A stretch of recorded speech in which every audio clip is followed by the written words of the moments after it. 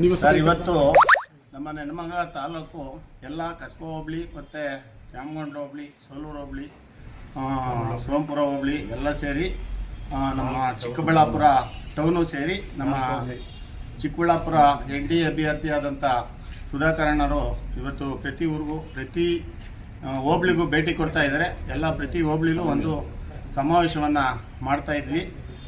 ಅದಕ್ಕೆ ಬಂದಿದ್ದರು. ಇವತ್ತು ನಮ್ಮ TBಗಳಲ್ಲಿ ನಾವು ಮತ್ತು BJP JDS ಅವರು ಎಲ್ಲ ಸೇರಿ ಅದ್ದೂರಿಯಾಗಿ ಒಂದು ಸ್ವಾಗತವನ್ನು ಮಾಡಿ ತ್ಯಾಮಗೊಂಡ್ಲಿಗೆ ಕಳಿಸ್ಕೊಟ್ಟಿದ್ದೀವಿ. ಮತ್ತು ತ್ಯಾಮಗೊಂಡ್ಲು ಮುಗಿಸ್ಕೊಂಡು ಸೋಂಪುರ, ಸೋಲೂರು ಮುಗಿಸ್ಕೊಂಡು ನಮಗೆ ನೆಲಮಂಗಲಕ್ಕೆ ಬರ್ತಾರೆ. ನೆಲಮಂಗಲದಲ್ಲಿ ಕಸ್ಬಾ ಹೋಬಳಿ ಮತ್ತು ಟೌನು ಅಲ್ಲೂ ಸಮಾವೇಶ ಇದೆ. ಸಂಜೆ ಒಂದು 6ರಿಂದ 7 ಗಂಟೆಗೆ ಅಲ್ಲೂ ಸಮಾವೇಶ ಮಾಡಿ ನಮ್ಮ ತಾಲೂಕಿನ ಎಲ್ಲರನ್ನು ಓಟ್ ಕೇಳಿ ಓದಕ್ಕೆ ಬಂದಿದ್ದಾರೆ.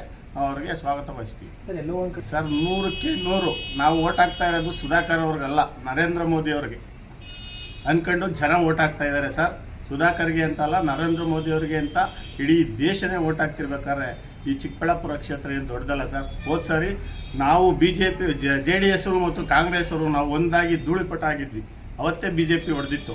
ಇವತ್ತು BJP ಹೊಡೆಯೋದೇನು ಸಾಮಾನ್ಯ ಏನೂ ಅಲ್ಲ, ಕಮ್ಮಿನೂ ಅಲ್ಲ ಸರ್. ಸುಮಾರು 2 ಲಕ್ಷ ಮೇಲೆ ಸುಧಾಕರ್ ಗೆದ್ದೇ ಗೆಲ್ಲಿತಾರೆ ಸರ್. ಕಾಂಗ್ರೆಸ್ ಗ್ಯಾರಂಟಿ ಯಾರು ಸರ್? ನನ್ನ ಜೋ ಕತ್ರ ಹಾಕಿ ನನ್ನ ಹೆಂಡತಿಗೆ ದುಡ್ಡು ಕೊಡೋಕೆ ಅವ್ರು ಯಾರು ಸರ್? ಕಾಂಗ್ರೆಸ್ನವರು. ನಾನು 1800 ರೂಪಾಯಿ ಲೈಟ್ ಬಿಲ್ ಕಟ್ತಾ ಇದ್ದೆ.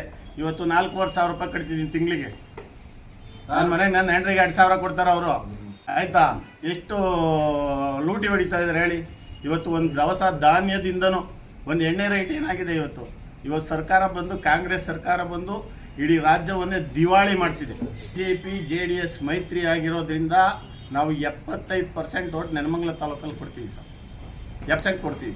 ಹೋದ ಸರಿ ಯಾವುದೋ ಭಾಗ್ಯಗಳಿಗೆ ನಮ್ಮ ಹೆಣ್ಮಕ್ಳು ಮರಳಾಗಿ ಓಟ್ ಹಾಕಿದ್ದಾರೆ. ಈ ಸರಿ ನರೇಂದ್ರ ಮೋದಿ ಅವ್ರು ನೋಡಿಕೊಂಡು ನಮ್ಮ ಹೆಣ್ಮಕ್ಳು ಕೂಡ ಓಟ್ ಹಾಕ್ತಾರೆ. ನಾವು ಇಲ್ಲಿ ಯಾರಿಗೂ ಕಮ್ಮಿ ಇಲ್ಲ ಅದನ್ನು ಚಿಕ್ಕಬಳ್ಳಾಪುರ ಕ್ಷೇತ್ರದಲ್ಲಿ ನೆಲಮಂಗಲ ತಾಲೂಕಲ್ಲಿ ತೋರಿಸ್ಕೊಡ್ತೀವಿ ಸರ್.